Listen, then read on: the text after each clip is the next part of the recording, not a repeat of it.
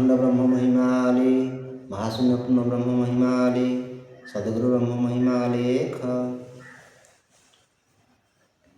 महिमा धर्म संस्कृति सत्य जुगर संस्कृति उपर आधारित।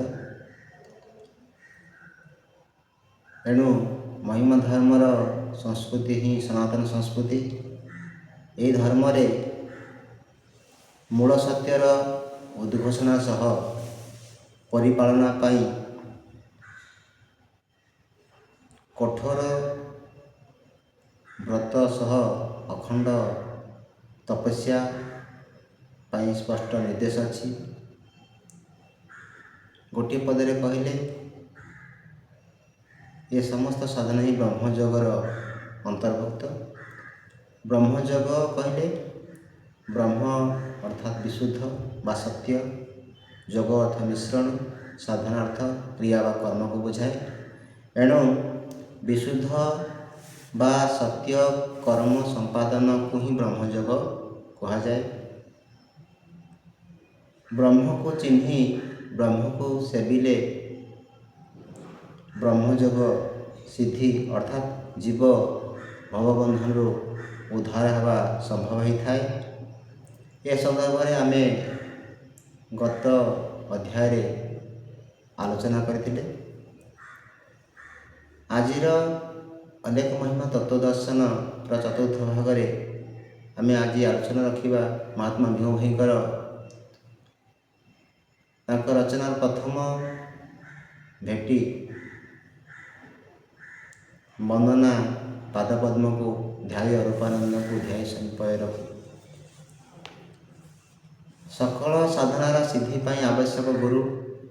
गुरु बिना जेते ज्ञान थिले मध्य बाटबणा हुए मानव। जहाँ यथार्थ महात्मा भीम कहते जो गुरु कले गुरु सुमर पाद तले भारा दे, जो वृत्ति कले गुरु सुमर पाद तले भारा दे, ए वृत्तिर ये हानि लाभ हम सकल बुझेबु तुही। एणु गुरुपाद गुरु नाम स्मरण, गुरुंकर पाद और गुरुंक नाम स्मरण करने आम सनातन संस्कृतिर एक वैशिष्ट्यता रही, स्वतंत्र परिचय अच्छी। महिमा धर्म मध्य यही मौलिकतार सनातन संस्कृतिर मौलिकतार पृष्ठपोषकता करे। एणु जगत कल्याण पाई महात्मा भीम भई रचना प्रारंभ रे ब्रह्मगुरुंकर पाद को वंदन करछन्ति, ब्रह्मगुरु को आवाहन करछन्ति। जनप्रवाद अच्छी कविता बनिता लता बिना से न बटिता। कवि कन्या एवं लता जेपरी अन्यर आश्रय न पाइले निजे तिष्ठिबा असंभव होता है, कष्टकर होता है। ठीक सेपरी महात्मा भीम भईंकर आश्रय भिक्षा यथार्थ, किंतु अन्य कवि परी महात्मा भीम भईंकर वर्णना बा वंदना टिके नियारा। कारण जीवमुक्ति पाई आवश्यक ब्रह्मजग, ब्रह्मजग साधन पाई आवश्यक गुरु। किंतु महात्मा भीम भई जो गुरुंकर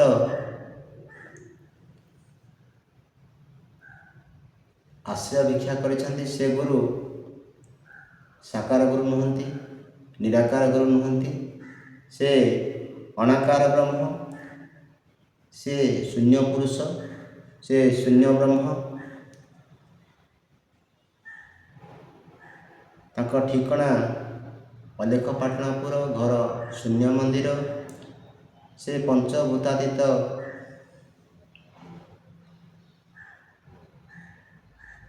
अवयव शून्य ब्रह्म, से पंचभूतर अतीत निर्माया पुरुष। एणु ताकू साकार रूप ଅର୍ଥାତ୍ ମନୁଷ୍ୟ ଗୁରୁ ଜ୍ଞାନ କରି ପାଦ ବନ୍ଦନା କରିବାର ଧୃଷ୍ଟତା ମହାତ୍ମା ଭୀମ ଭୋଇଙ୍କର ନାହିଁ। କାରଣ ସେ ବ୍ରହ୍ମଗୁରୁ ହେଲେ ପଞ୍ଚଭୂତାତୀତ ଅରୂପ ବ୍ରହ୍ମ, ଅଙ୍ଗହୀନ ଅଶରୀରୀ ବ୍ରହ୍ମ। ତାଙ୍କର କିଛି ନଥାଇ ମଧ୍ୟ ତାଙ୍କ ଅଙ୍ଗକୁ ବା ଶରୀରର ଅଙ୍ଗ ପ୍ରତ୍ୟଙ୍ଗକୁ ଆମେ ଗଣନା କରିବା ଅସମ୍ଭବ, କେହି ଗଣନା କରିପାରିନାହାନ୍ତି। ଯାହାକୁ ଶ୍ରୁତି କହେ ସର୍ବତୋ ପାଣିପାଦଂ ସର୍ବତୋ କିଶିର ମୁଖମ୍ ସର୍ବତୋ ଶ୍ରୁତି ମାଲୋକେ ସର୍ବ ମାବୃତ୍ୟ ତିଷ୍ଠତି। ଏହାର ସାର କଥା ହେଲା, ଯିଏ ପୂର୍ଣ୍ଣ ବ୍ରହ୍ମ, ଯିଏ ଅନାକାର ଶୂନ୍ୟ ବ୍ରହ୍ମ, ସେ ନିଜ ବ୍ରହ୍ମ ଶକ୍ତିର ବିକେନ୍ଦ୍ରୀକରଣ କରି ଜୀବର ସମସ୍ତ ଅବୟବମାନଙ୍କୁ ସକ୍ରିୟ ବା ଶକ୍ତିଶାଳୀ କରିଥାନ୍ତି। କିନ୍ତୁ ସେ ନିଜେ ନିଜ ଶକ୍ତିରେ ପୂର୍ଣ୍ଣ ଭାବରେ ହିଁ ଅବସ୍ଥାନ କରିଥାନ୍ତି ବା ବିଦ୍ୟମାନ ଥାନ୍ତି। ଯାହାକୁ ମାତୃଭୂମି ଲେଖିଲେ, ଅନାମିକା ପଦ ଯେଟି ପୁଷ୍ପ ପ୍ରାୟ ଅଛି ଫୁଟି, ଅନାମିକା ପଦ ଯେଟି ପୁଷ୍ପ ପ୍ରାୟ ଅଛି ଫୁଟି, ବାସ କରୁଅଛି ତିନି ପୁରେ ଆମୋଦ। ପୁଷ୍ପରାଜ ପଦ୍ମ ଯେପରି, ପୁଷ୍ପରାଜ ପଦ୍ମର ସୁବାସ ଯେପରି ଅନୁପମ, ଅର୍ଥାତ୍ ସେହି ସୁବାସ ସହ ଅନ୍ୟ କୌଣସି ପୁଷ୍ପର ତୁଳନା କରାଯାଇ ନପାରେ। ଠିକ୍ ସେପରି ସେହି ଅନାମିକା ବ୍ରହ୍ମ ସ୍ୱରୂପୀ ପାଦର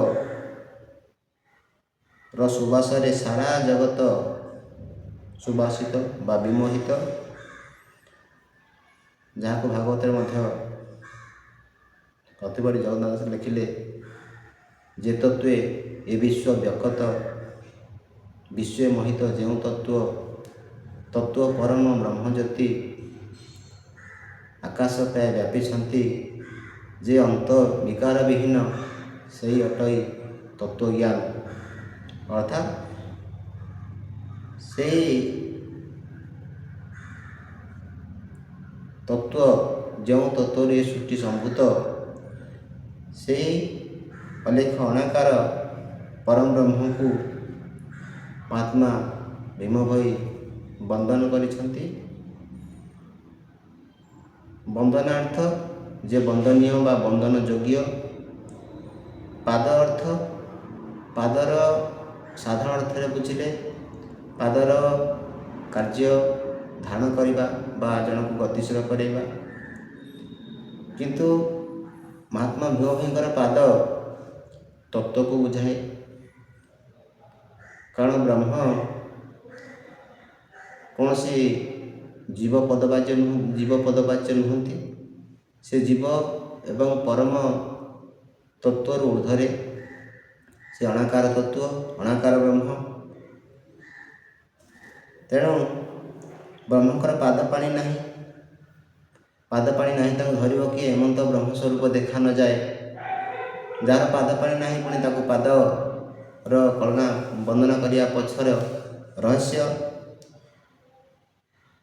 ସେ ଯେଉଁ ପାଦର ନିର୍ଦ୍ଦେଶ କରିଛନ୍ତି, ସେ ବ୍ରହ୍ମ, ସେ ପାଦ ଏକାକ୍ଷର ପାଦ ଚିହ୍ନି ଭଜୁଛନ୍ତି ବ୍ରହ୍ମଜ୍ଞାନୀ।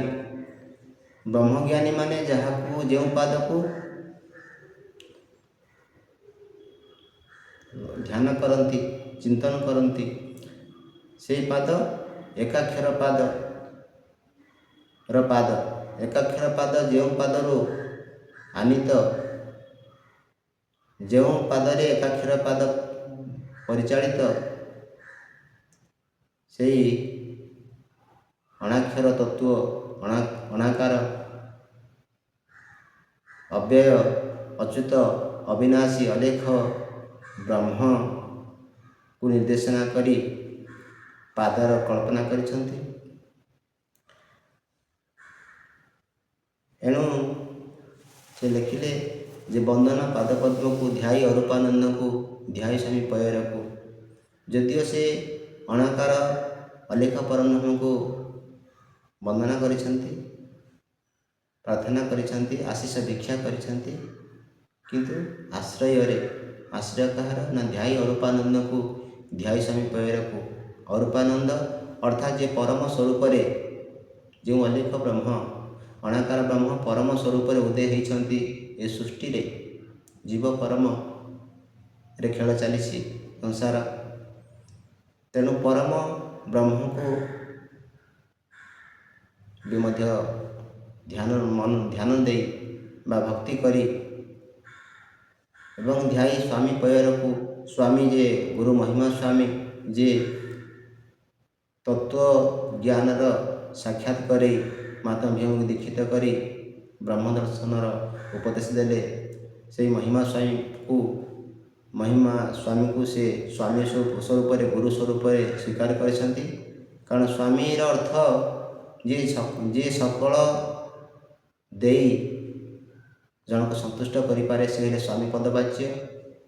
ତେଣୁ ଏହି ମର୍ମରେ ମହାପ୍ରଭୁ ମହିମା ସ୍ୱାମୀ ମହାତ୍ମା ଭୀମ ଭୋଇଙ୍କ ଭାବରେ, ଭୀମ ଭୋଇଙ୍କର ଚିନ୍ତନରେ ସ୍ୱାମୀ ପଦବାଚ୍ୟ। ତେଣୁ ସେହି ମହିମା ସ୍ୱାମୀଙ୍କର ବା ମହିମା ସ୍ୱାମୀ ଗୁରୁଙ୍କର ପାଦକୁ ଚିନ୍ତନ କରି, ତାଙ୍କଠାରୁ ଗୁରୁଙ୍କ ପାଦରେ ମନ ରଖି, ସେହି ପରମ ପୁରୁଷ ଜ୍ୟୋତିର୍ମୟ ପରମ ବ୍ରହ୍ମଙ୍କ ପାଖରେ ଲୟ ରଖି, ସେହି ଭୂତାତୀତ, ରୂପାତୀତ, ଗୁଣାତୀତ, ଅବ୍ୟୟ, ଅବିନାଶୀ, ଅଲେଖ ଅଣାକାର ବ୍ରହ୍ମ, ଯିଏ ସୃଷ୍ଟିର ଊର୍ଦ୍ଧ୍ୱରେ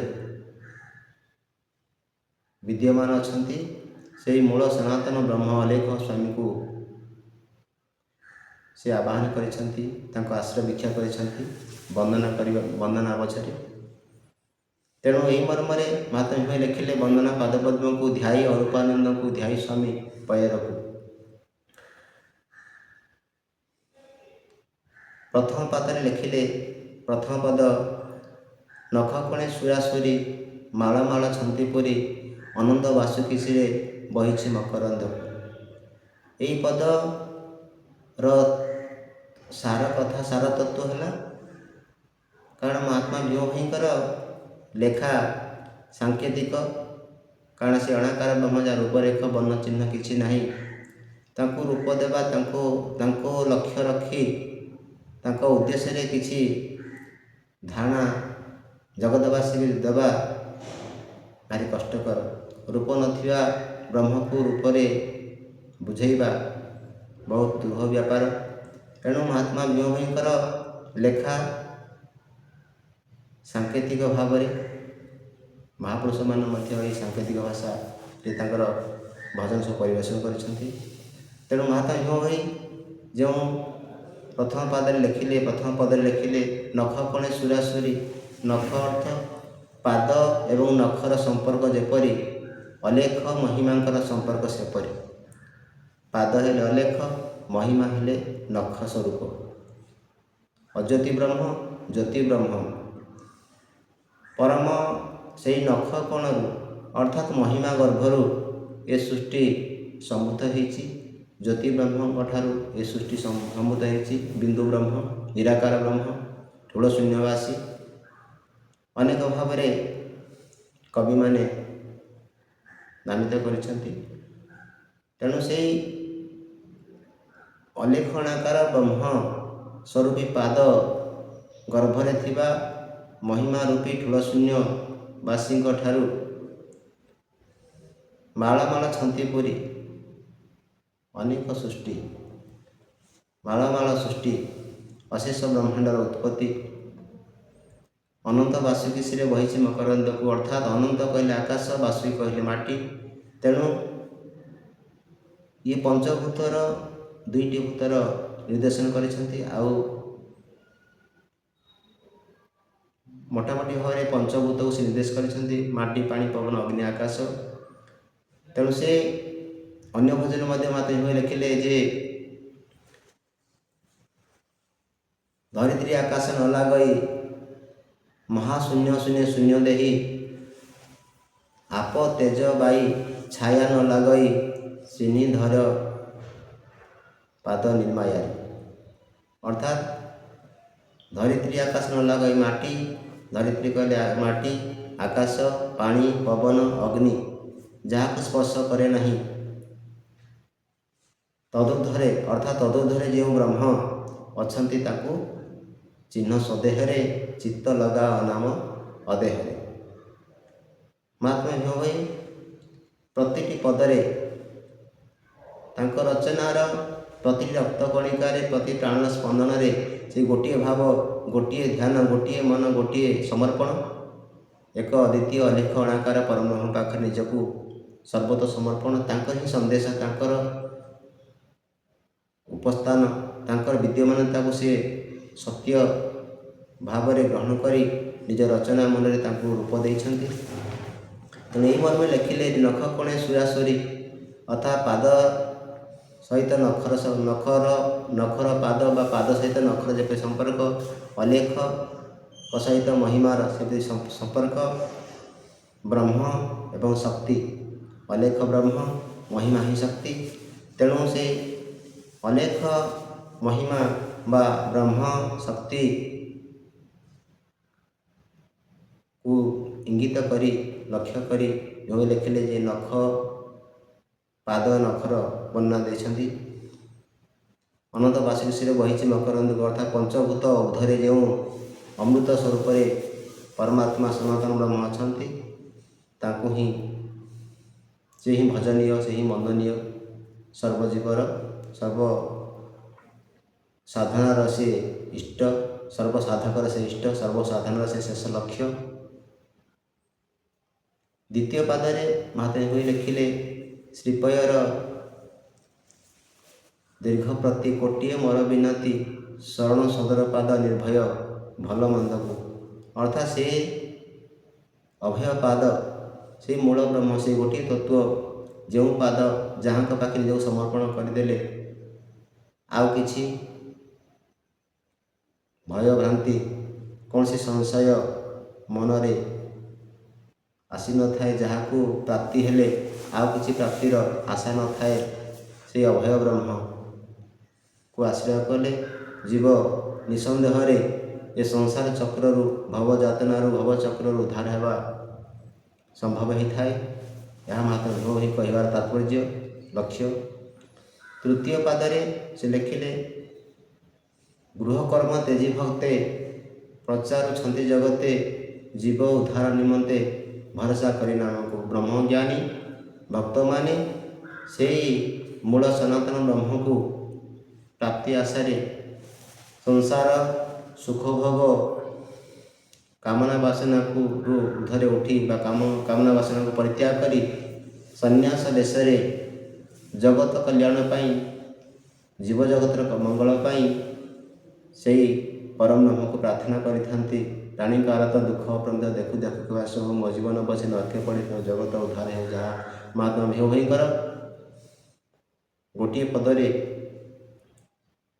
ସେ ବ୍ରହ୍ମଜ୍ଞାନୀ ଭକ୍ତମାନଙ୍କର ଚିନ୍ତା ଚେତନା ଭାବନା ବିଚାର ପ୍ରକାଶ ପାଏ।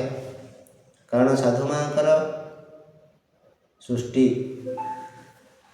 ଜଗତ କଲ୍ୟାଣ ପାଇଁ, ଦୀନଚିତ୍ତ ଗୃହୀଜନ କୃପା କରିବାରେ ସାଧୁଜନ ବିଚରଣ କରନ୍ତି ସଂସାରେ, ସେମାନଙ୍କ ପରିତ୍ରାଣ ପାଇଁ କି ନାରାୟଣ କରିଛନ୍ତି ସାଧୁ ସୃଷ୍ଟି ଅନ୍ୟଥା ନ ମଣ। ଏ ଆଚାର୍ଯ୍ୟ ଶଙ୍କରଙ୍କର ଭାଷ୍ୟ।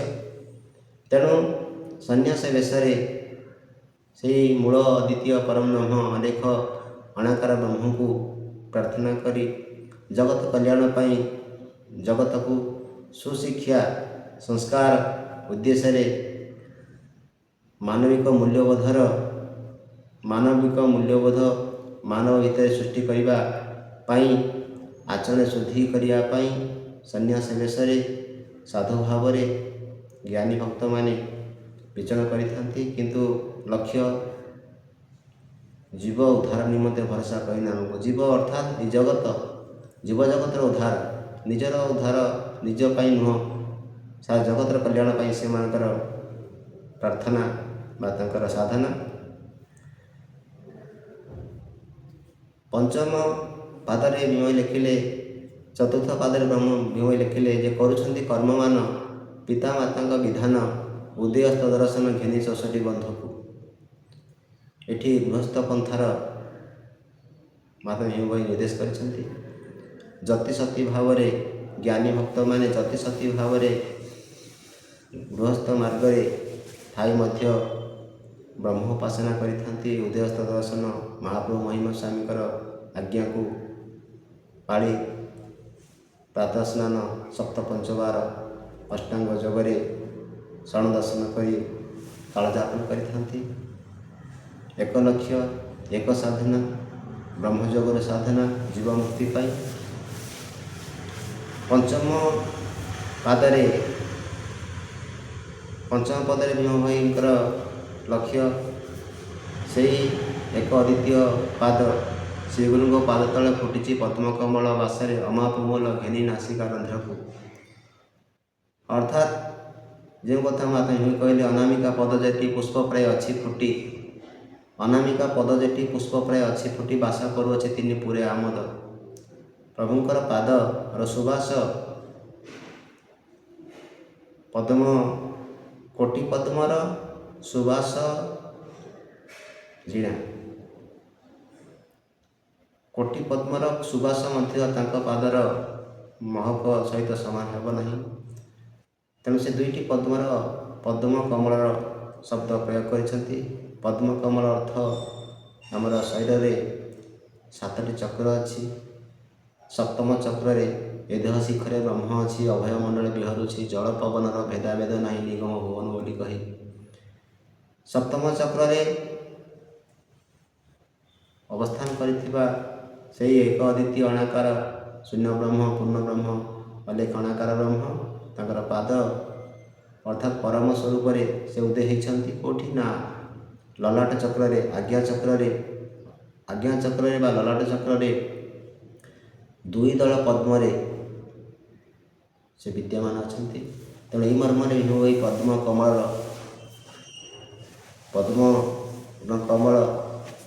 ଉଭୟ ଗୋଟିଏ ଶବ୍ଦ ହେଲେ ମଧ୍ୟ ଦୁଇଥର ପ୍ରୟୋଗ କରିଛନ୍ତି। ଦୁଇ ପାଦ କମଳ, ଦୁଇ ପାଦରେ ବ୍ରହ୍ମ ବିରାଜିତ ବୋଲି ଦୁଇ ପଦ କମଳରେ ବ୍ରହ୍ମ ବିରାଜମାନ ନିର୍ଦ୍ଦେଶ କରିଛନ୍ତି। ଏବଂ ଶେଷ ଷଷ୍ଠ ପଦରେ ସେ ଲେଖିଲେ, ଏକାକ୍ଷର ପାଦ ଚିହ୍ନି ଭଜୁଛନ୍ତି ବ୍ରହ୍ମଜ୍ଞାନେ ଭୀମ ରକ୍ଷିତ ଭୁଣି ଧ୍ୟାଇ ଅନାଦି ସିଦ୍ଧଙ୍କୁ। ଏକାକ୍ଷର ପାଦ ଯେଉଁ ପାଦକୁ ବ୍ରହ୍ମଜ୍ଞାନୀମାନେ ପୂର୍ବ ଋଷିକୂଳ 10 ଅବତାର ଯେଉଁ ନାମ ଥିଲେ ଧ୍ୟାଇ ସେହି ଏକାକ୍ଷର ମନ୍ତ୍ର ମଧ୍ୟ ସାର ନିରବଧି ଭଜ ତୁହିରେ ମନୁଆ ନିରବଧି ଭଜ ତୁହି। ଅର୍ଥାତ୍ ଯେଉଁ ଅଣାକାର ତତ୍ତ୍ୱ, ଯେଉଁ ଏକାକ୍ଷର ନାମ, ଯେଉଁ ଅଣାକ୍ଷର ନାମରୁ ଆନିତ ନିଃଶବ୍ଦ ବ୍ରହ୍ମରୁ ଶବ୍ଦ ବ୍ରହ୍ମର ଉତ୍ପତ୍ତି, ଯେଉଁ ପ୍ରଣବ ଶବ୍ଦ ଓଙ୍କାର ଯେଉଁ ପାଦରେ ପରିଚାଳିତ, ଯାହାକୁ ଭୀମ କହିଲେ ଓଙ୍କାର ପରମ ପଦୁ ପିୟ ମକରନ୍ଦ ମଧୁ। ଓଙ୍କାରର ପରମ ପଦ ଅର୍ଥାତ୍ ଠୁଳ ଶୂନ୍ୟ ବା ସେ ଠୁଳ ପରମ ପୁରୁଷ ବା ଜ୍ୟୋତିର୍ମୟ ପୁରୁଷ, ତାଙ୍କ ଉର୍ଦ୍ଧ୍ୱରେ ରହିଲେ ଅଜ୍ୟୋତି ପୁରୁଷ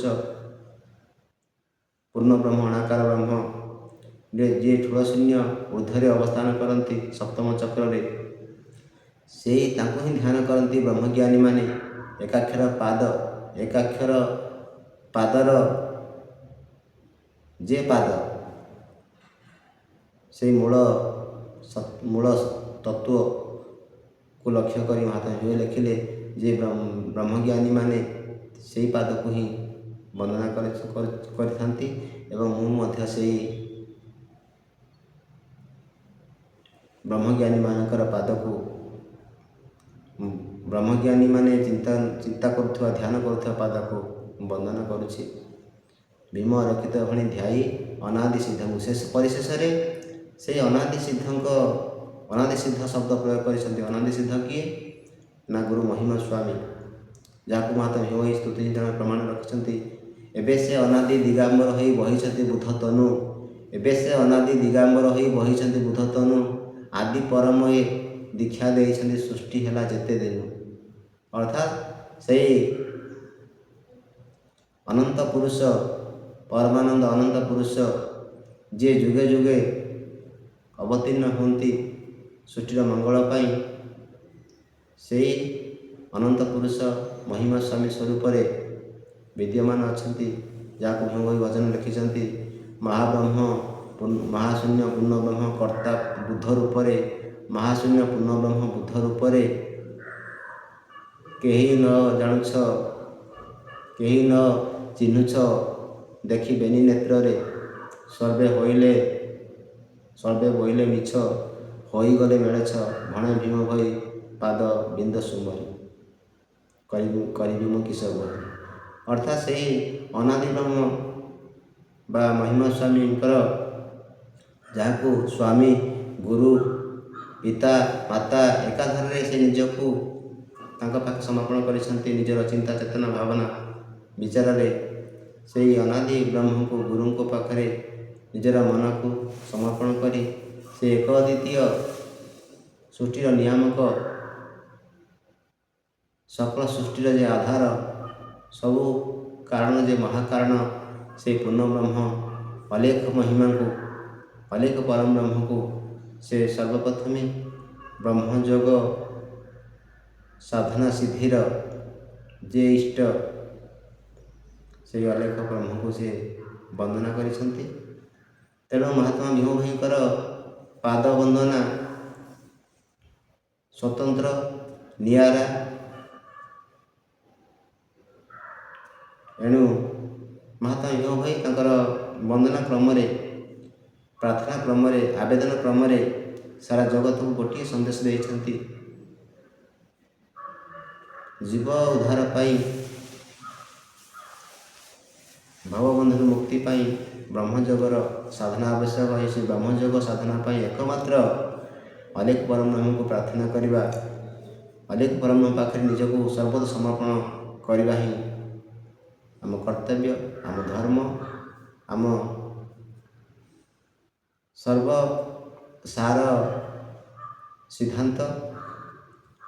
ଏହି ତତ୍ତ୍ୱ, ଏହି ସିଦ୍ଧାନ୍ତ, ଏହି ନିରୂପଣରେ ଜଣେ ପ୍ରତିଷ୍ଠିତ ହେଲେ, ନିଜକୁ ପ୍ରତିଷ୍ଠିତ କଲେ, ତେବେ ଯାଇ ଆତ୍ମାର ଶାନ୍ତି, ଆତ୍ମାର ଶାଶ୍ୱତ ଗତି, ବ୍ରହ୍ମଗତି ସମ୍ଭବ ହୋଇଥାଏ। ଏଣୁ ସେହି ଅଦ୍ୱିତୀୟ ଅଲେଖ ପରବ୍ରହ୍ମଙ୍କୁ ବନ୍ଦନା କରିବା, ପ୍ରାର୍ଥନା କରିବା, ତାଙ୍କ ପାଖରେ ନିଜକୁ ସମର୍ପଣ କରି ମାନବ ଜୀବନର, ମାନବ ଜନ୍ମର ଉଦ୍ଦେଶ୍ୟ,